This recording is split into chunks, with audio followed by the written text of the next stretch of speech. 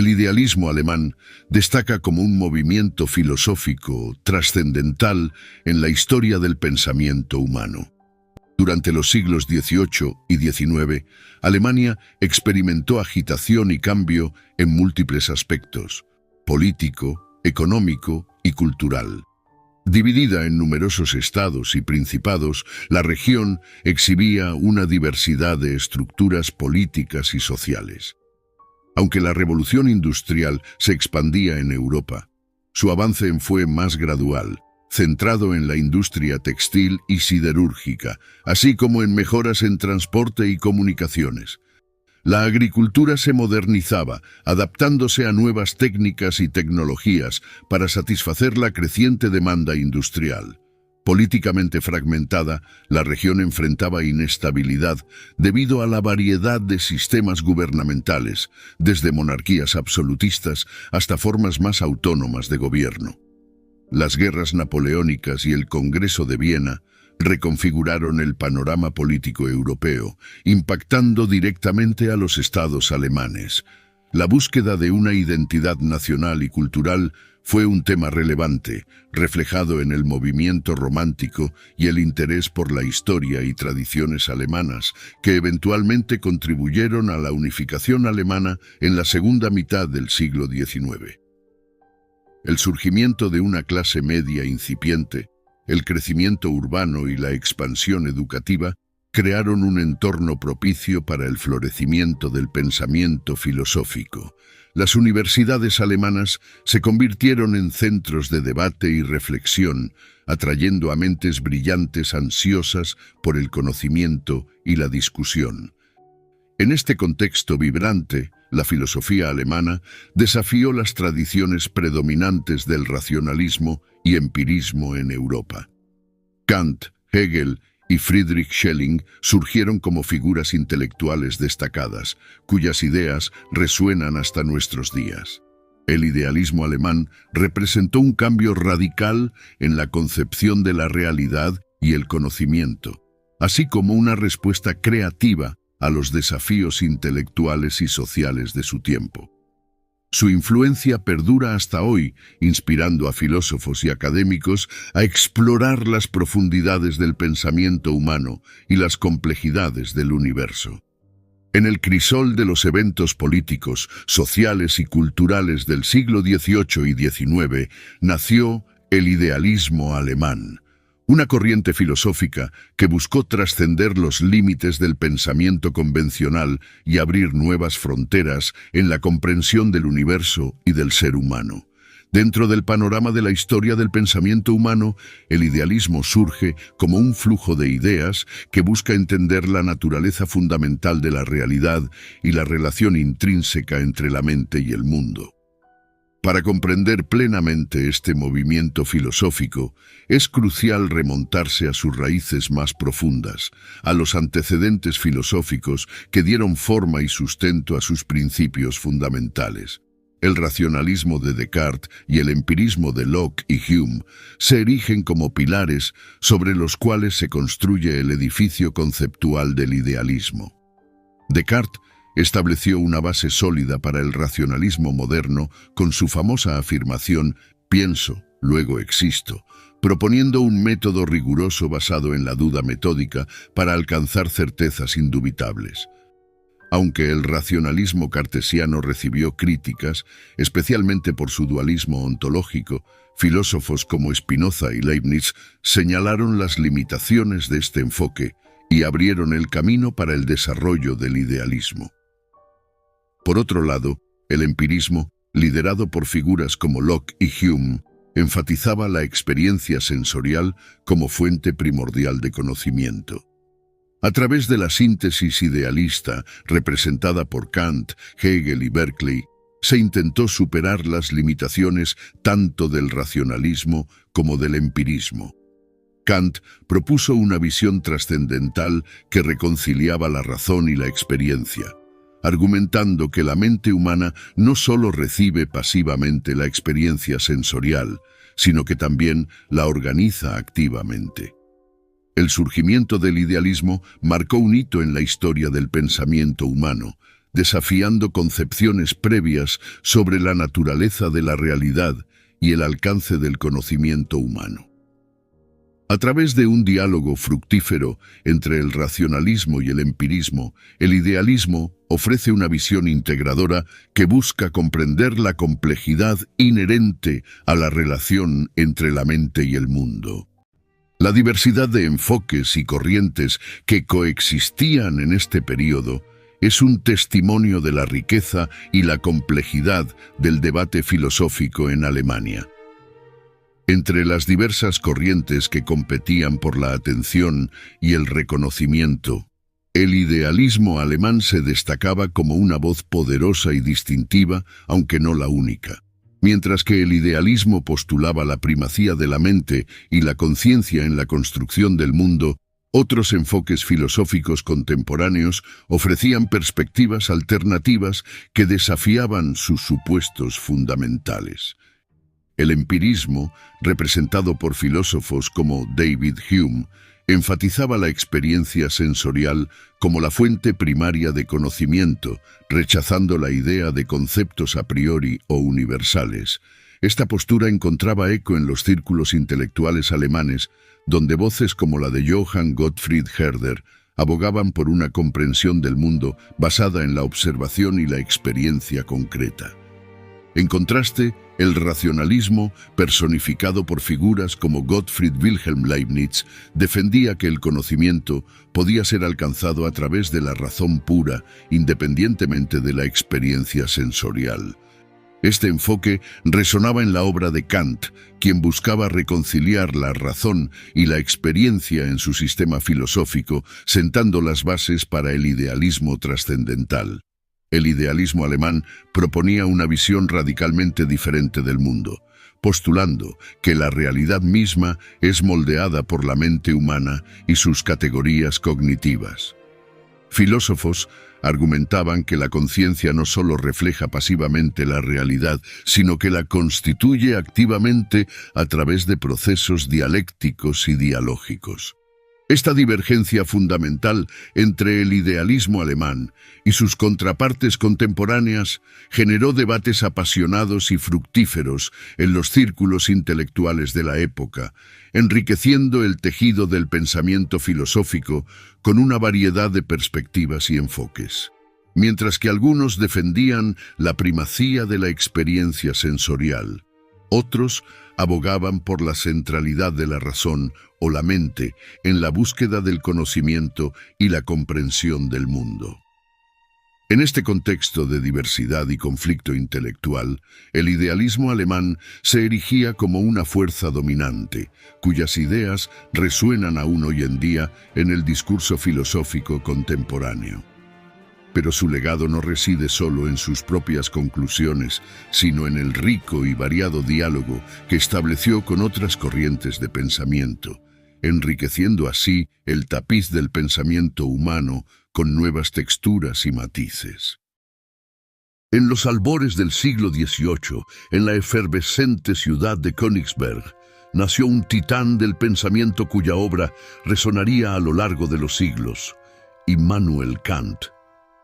Vio la luz por primera vez el 22 de abril de 1724, en una época marcada por el florecimiento de la Ilustración, un periodo de ferviente indagación intelectual y desafío a las tradiciones establecidas. Su infancia estuvo marcada por la disciplina y la educación rigurosa. Su temprano genio intelectual fue evidente, llevándolo a la Universidad de Königsberg, donde comenzó su formación académica inmerso en el estudio de la filosofía, la teología y las ciencias naturales. Las influencias intelectuales jugaron un papel crucial en la formación de su visión.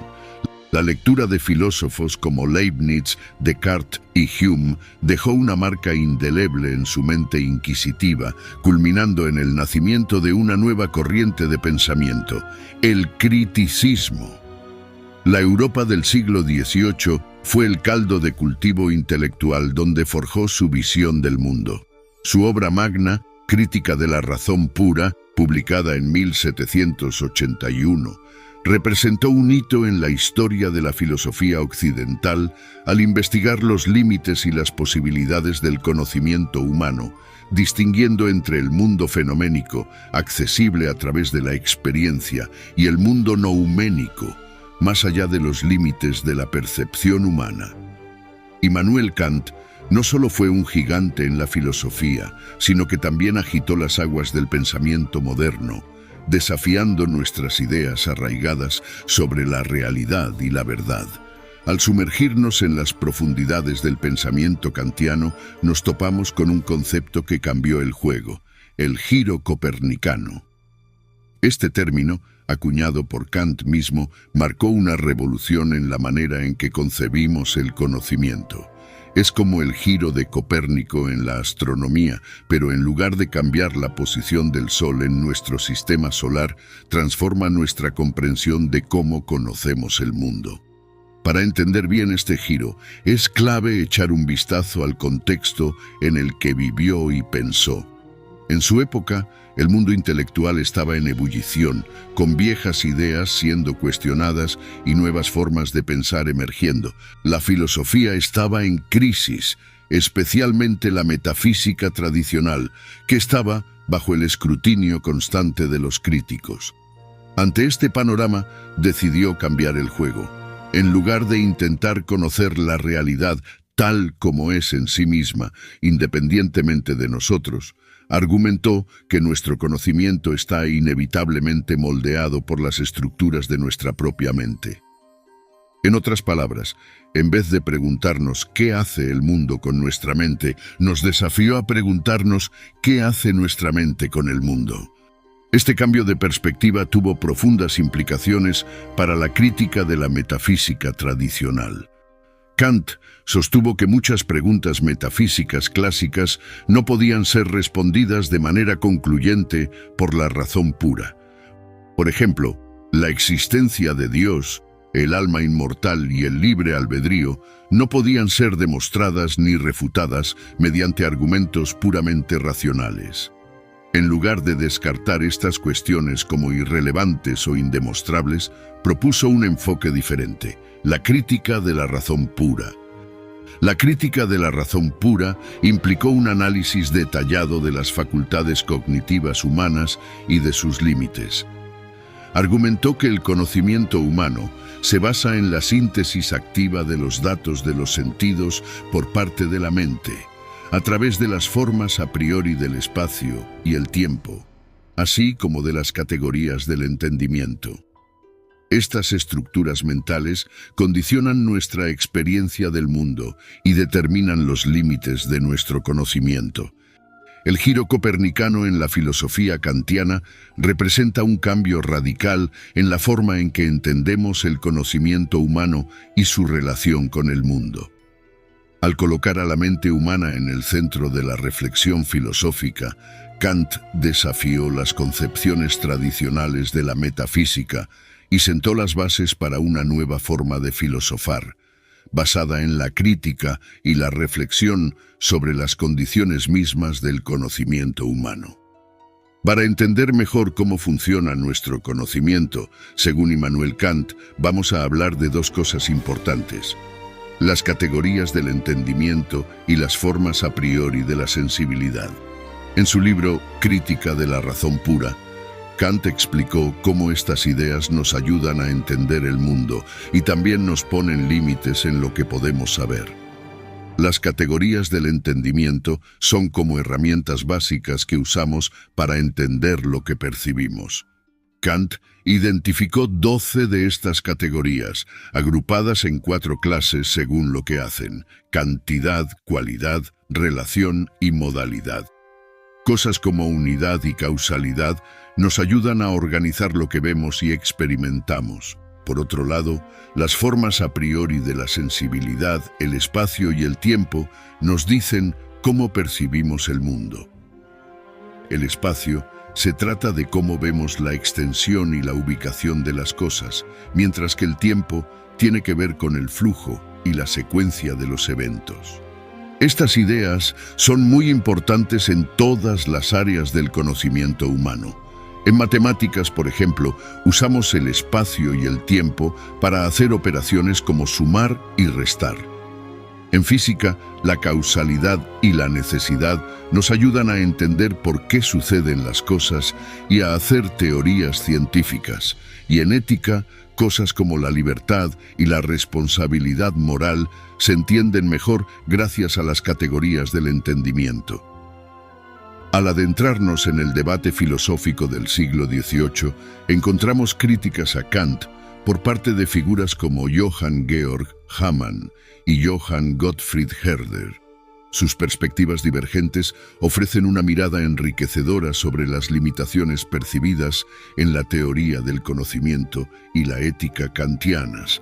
Johann Georg Hamann, apodado el Mago del Norte, fue un crítico contundente de la epistemología kantiana, mientras que Kant postuló en su obra Crítica de la razón pura que el conocimiento humano está limitado por las categorías del entendimiento y las formas a priori de la sensibilidad. Hamann argumentó que estas estructuras mentales universales no eran suficientes para abarcar la riqueza y la diversidad de la experiencia humana. Para él, la razón pura era una herramienta limitada que no podía alcanzar la plenitud de la verdad. Además, Hamann cuestionó la ética kantiana, especialmente en lo que respecta al deber moral como imperativo categórico. Consideraba que la moralidad no podía reducirse a principios abstractos y universales, sino que estaba arraigada en la experiencia concreta y las relaciones interpersonales. Abogó por una ética basada en la intuición y la sensibilidad moral, en lugar de seguir ciegamente reglas morales abstractas. Por otro lado, Johann Gottfried Herder ofreció críticas desde una perspectiva diferente. Como defensor del romanticismo temprano, se opuso a la visión universalista y racionalista de Kant. En su obra Ideas para una filosofía de la historia de la humanidad, argumentó que cada cultura y pueblo tiene su propia cosmovisión única, influenciada por su historia, lenguaje y entorno. Por lo tanto, rechazó la idea de un progreso moral universal y defendió la diversidad cultural y la relatividad de los valores. En cuanto a la ética, Herder criticó la idea kantiana de la autonomía moral y la primacía del deber. Para él, la moralidad era una expresión de la identidad colectiva y la voluntad del pueblo, en lugar de un conjunto de reglas abstractas impuestas por la razón. Abogaba por una ética basada en la empatía y la comprensión de las particularidades culturales y sociales de cada comunidad. Después de Kant, su filosofía siguió siendo tema de debate entre los filósofos, y uno de los que más se destacó fue Arthur Schopenhauer. Conocido por su visión pesimista del mundo, Schopenhauer criticó algunos conceptos clave de Kant. Una de sus críticas principales fue hacia la idea de noumeno, que es el mundo como realmente es, detrás de lo que percibimos. Argumentó que este concepto era vacío y sin sentido real. En su libro El mundo como voluntad y representación, propuso que la realidad última es la voluntad, una fuerza ciega que se manifiesta en lo que percibimos. Otra crítica importante fue hacia la ética deontológica de Kant, que se basa en hacer lo correcto por deber sin importar las consecuencias.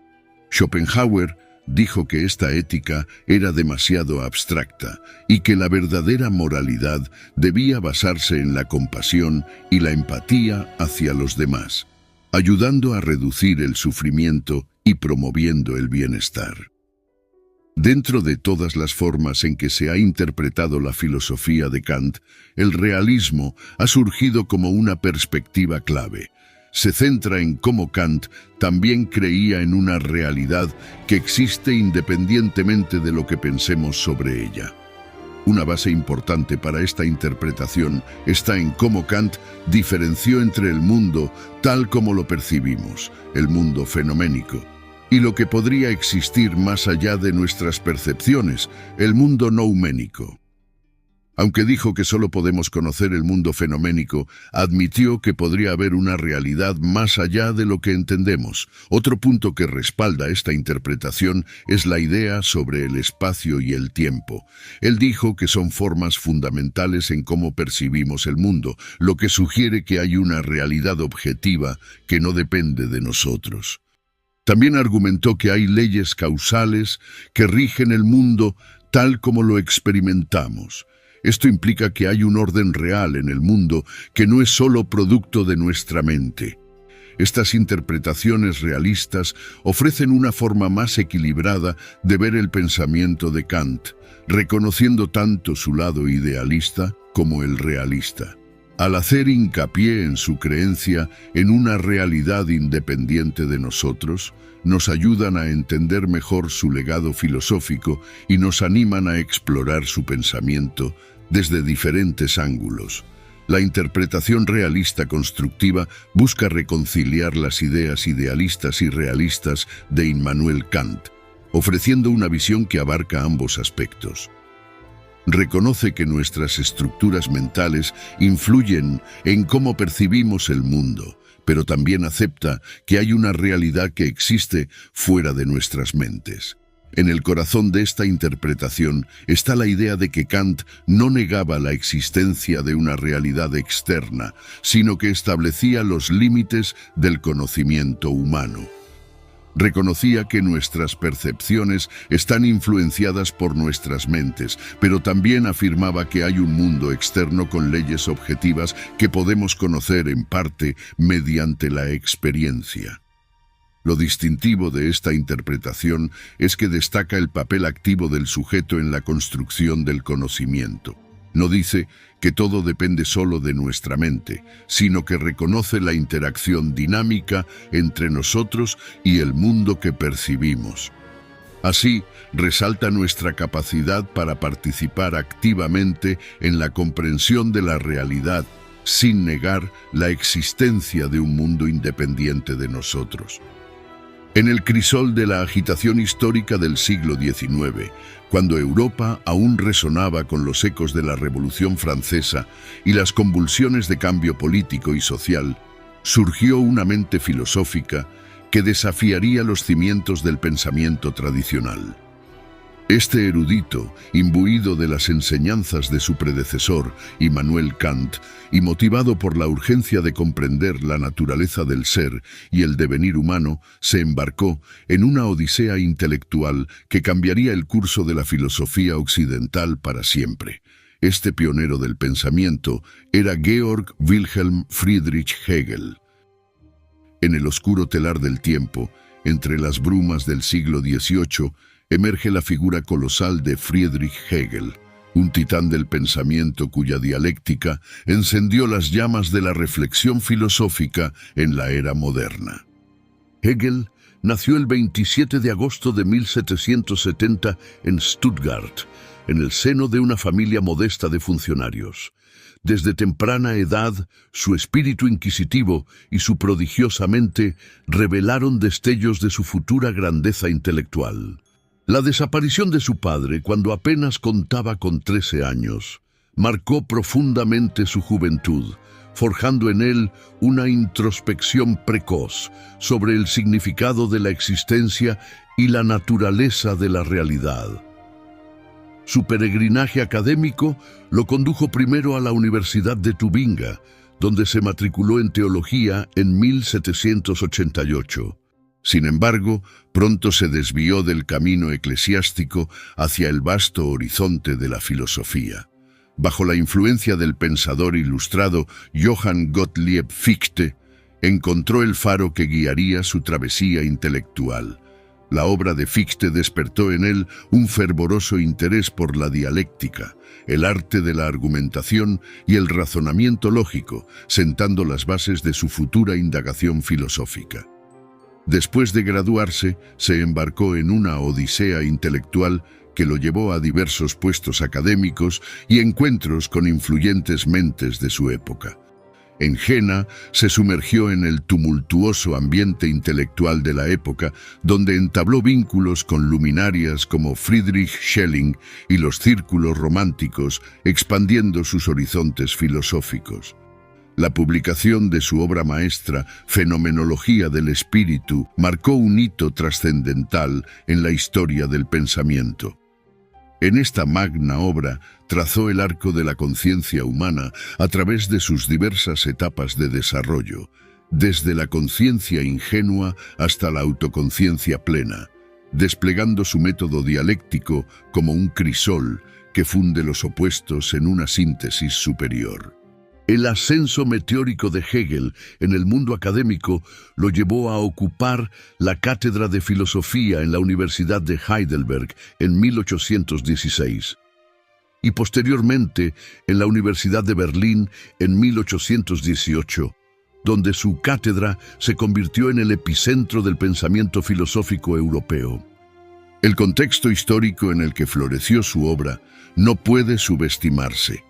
La convulsión de la Revolución Francesa y las secuelas de la Revolución Industrial sentaron las bases para un periodo de agitación y transformación social y política en Europa. En este caldo de cultivo, vislumbró en su dialéctica no solo una herramienta filosófica, sino un instrumento para comprender y reconciliar los conflictos inherentes a la condición humana y a la historia misma. Así, con su pluma afilada y su mente inquisitiva, se erige como uno de los pilares del idealismo alemán, cuya influencia se extiende hasta nuestros días, recordándonos que en la confrontación de las ideas y en la síntesis de los opuestos yace la chispa misma del progreso humano. La dialéctica hegeliana es el motor que impulsa el movimiento del pensamiento, un proceso triádico que engloba tesis, antítesis y síntesis. En este baile de ideas, la tesis representa una afirmación inicial, oposición. La antítesis emerge como su negación o contradicción, y la síntesis surge como la reconciliación de estas tensiones aparentemente irreconciliables, generando así un nuevo estado que supera y trasciende los dos primeros.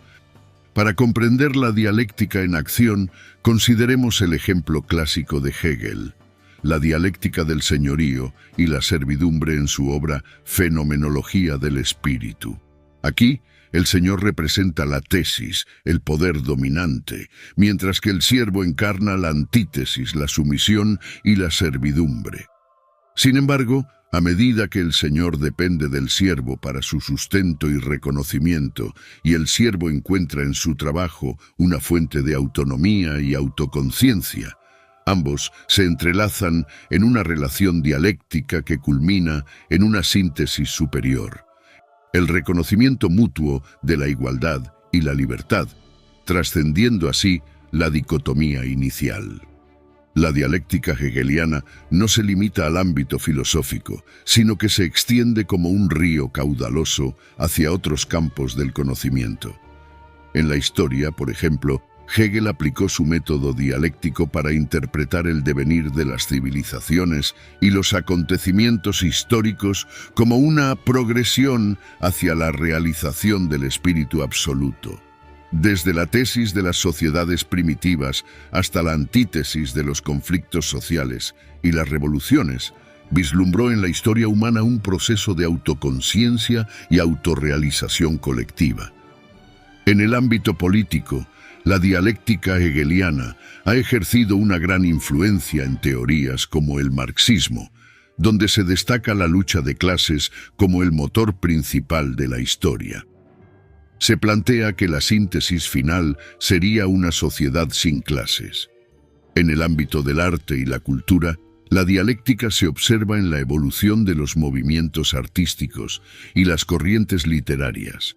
Aquí, la confrontación entre estilos y tendencias da lugar a nuevas formas de expresión que van más allá de las anteriores. En pocas palabras, la dialéctica hegeliana brilla como una guía en el vasto mundo del pensamiento. Es una herramienta poderosa que nos ayuda a comprender los misterios de la realidad y la evolución humana. Gracias a su enfoque riguroso y su visión panorámica, Hegel nos invita a contemplar el mundo como un proceso constante de cambio y transformación. En este proceso, la confrontación de opuestos nos lleva a una comprensión más profunda, tanto de nosotros mismos como del universo que nos rodea. Vamos a explorar la compleja tríada dialéctica de Hegel: tesis, antítesis y síntesis. Estos tres conceptos son como los pilares sobre los que se levanta todo su sistema filosófico. La tesis es la afirmación inicial, la idea que se presenta como verdadera en un contexto dado. Es el punto de partida, lo primero que se establece en el proceso dialéctico. Hegel la describe como un momento positivo que determina un estado. La antítesis, en cambio, surge como la negación o contradicción de la tesis.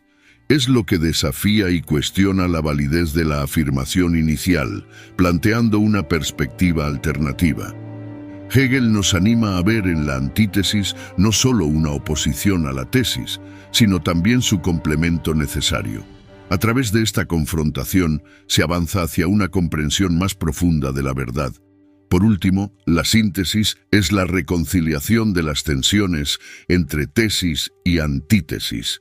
Es la integración y superación de los elementos en conflicto para alcanzar un nuevo estado de comprensión o realidad. Él la describe como el resultado final en el que las contradicciones se resuelven, se reconcilian y se subliman. Para entender mejor esta tríada, podemos sumergirnos en obras clave de Hegel, como su Ciencia de la Lógica y Fenomenología del Espíritu. En ellas despliega su método dialéctico, analizando diversos fenómenos a través del prisma de tesis, antítesis y síntesis. Sin embargo, esta tríada no está exenta de controversia. Algunos críticos señalan la rigidez y simplificación del esquema, argumentando que la realidad es más compleja. Otros destacan su capacidad para iluminar las contradicciones inherentes a la condición humana y al devenir histórico. Tesis, antítesis y síntesis no son solo conceptos, sino también una invitación a la reflexión y al diálogo filosófico. En el crisol de la confrontación dialéctica se forja el pensamiento humano, en busca de la verdad más allá de las apariencias y las contradicciones. Karl Marx, el revolucionario alemán, se inspiró en el enfoque dialéctico de Hegel para desarrollar su propia visión del mundo. Aunque Marx criticó la filosofía idealista de Hegel, reconoció la genialidad de su método dialéctico. Para Marx, la dialéctica hegeliana fue crucial para entender las contradicciones del capitalismo y prever una sociedad sin clases. Como dijo Marx, Hegel invirtió la dialéctica. Yo la volví a poner de pie. Aunque aparentemente opuestos, Hegel influyó en figuras como Sartre y Heidegger. Sartre retomó la dialéctica del amo y el esclavo de Hegel en su exploración de la relación entre individuo y sociedad. Heidegger, por su parte, encontró en Hegel un precursor de su búsqueda existencial del ser. Finalmente, en el pensamiento postestructuralista, donde las verdades son efímeras y las certezas ilusorias, sigue siendo una figura relevante.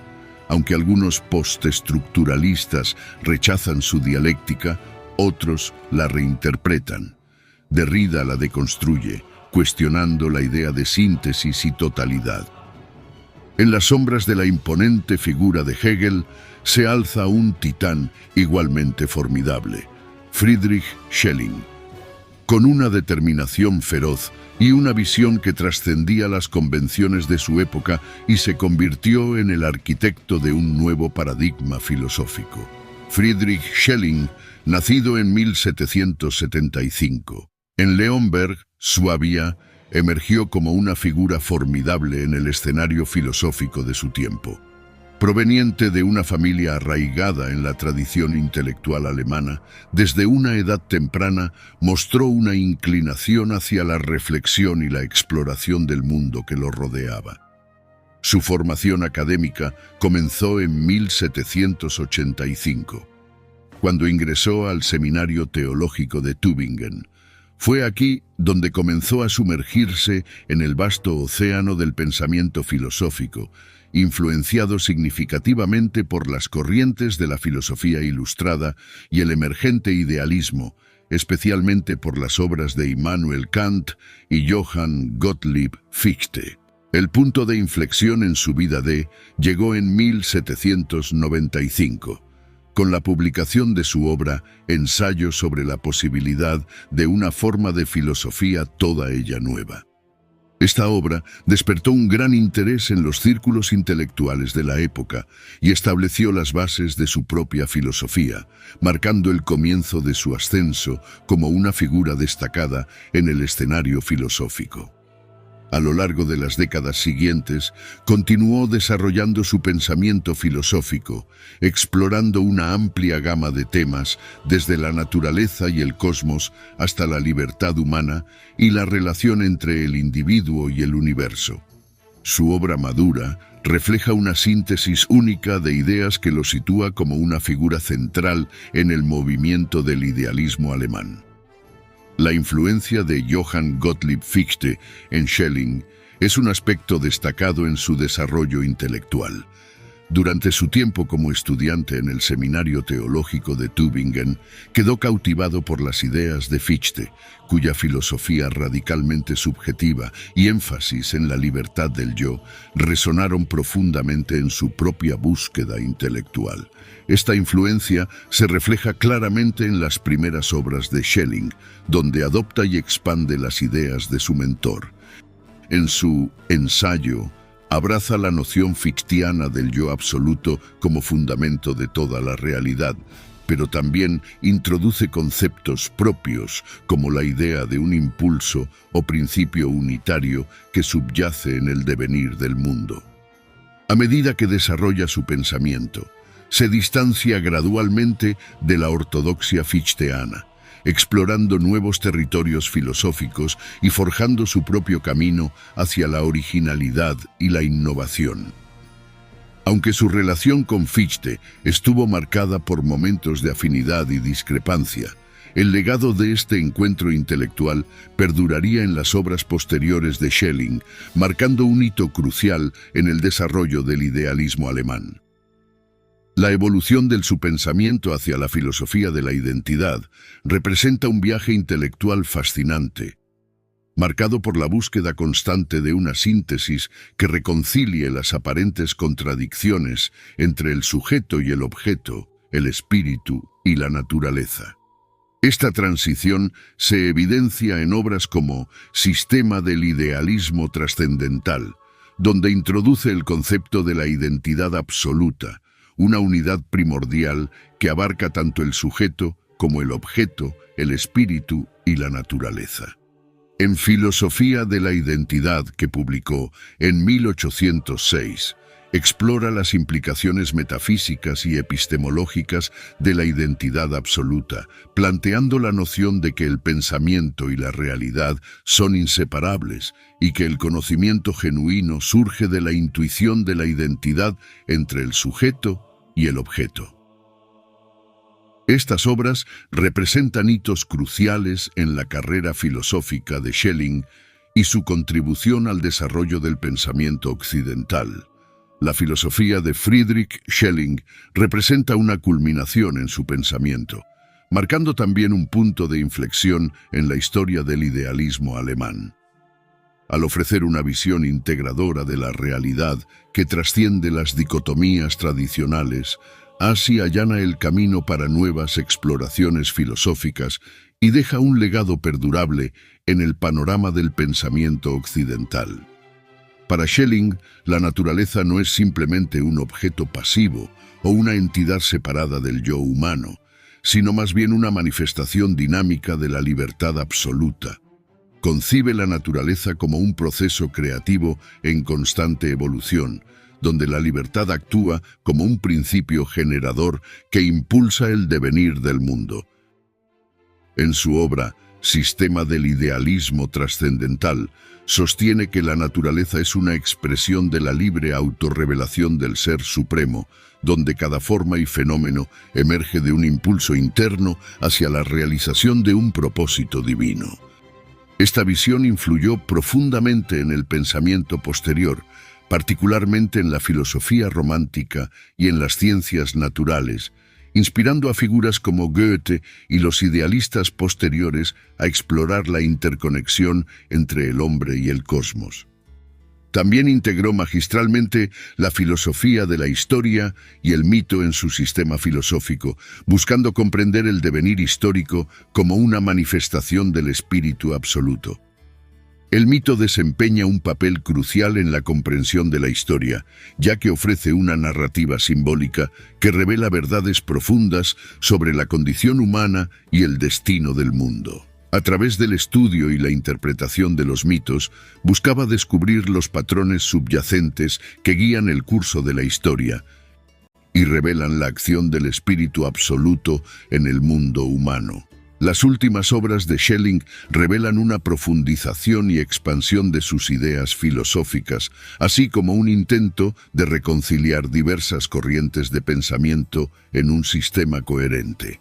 Entre estas obras se destacan Filosofía de la Revelación y Filosofía Positiva, donde aborda cuestiones relacionadas con la religión, la ciencia y la sociedad. En Filosofía de la Revelación explora la relación entre la fe religiosa y el conocimiento científico, proponiendo una síntesis entre la razón y la revelación divina. Mientras que en Filosofía Positiva se adentra en la epistemología y la filosofía de la naturaleza, buscando establecer una base sólida para el conocimiento científico. En la travesía del pensamiento hemos navegado por mares de razón pura y mares de dialéctica, guiados por las estrellas de Kant, Hegel y Schelling. Cada ola que rompía contra nuestro casco era una pregunta, cada viento que llenaba nuestras velas, una idea.